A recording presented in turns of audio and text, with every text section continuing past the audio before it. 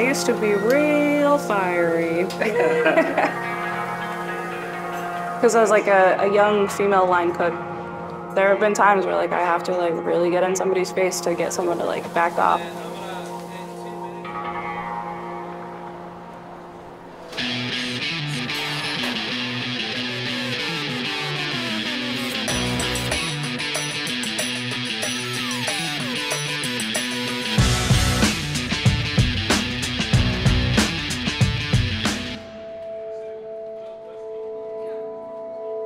After the first Indigenous dinner that we did, I went home and I cried because I was so happy that I got to do that.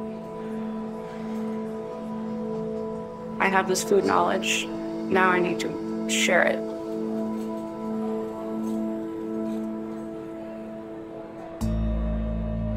Power and health comes from knowing how to cook.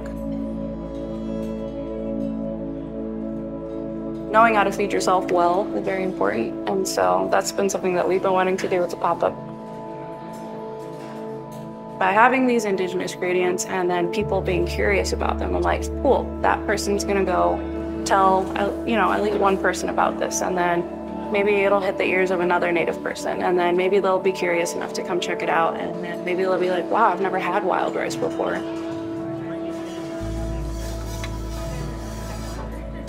Then you come back to Frybread, that's a split world.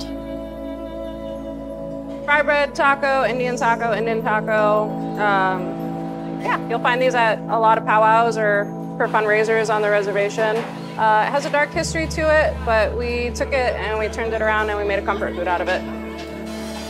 Every Frybread recipe is also different based on family or even person sometimes within the family.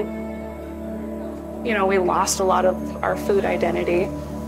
So we want to reclaim all these Indigenous ingredients, but Frybread still has like a special place in my heart, and it reminds me of my grandma and one of my grandpas who's now passed away. Me and my husband, we had always wanted to do like pop-up or have a restaurant of our own, and when the pandemic started, we used to make a bunch of like mock menus. Because we had been given so much stuff from the restaurants that we had worked at. So we came up with a bunch of tiny, different little restaurant concepts.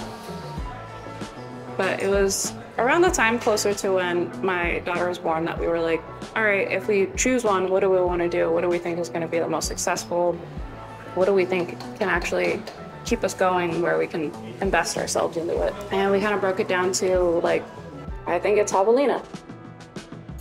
If we can get food out at a good pace and we have a full dining room, and if I can go out and talk to guests, that makes me feel like it's a successful pop-up. It's been awesome seeing tables of Native folks at our pop-ups. I'm like, whoa, this is amazing. You're here and you're checking out our food. This is beautiful.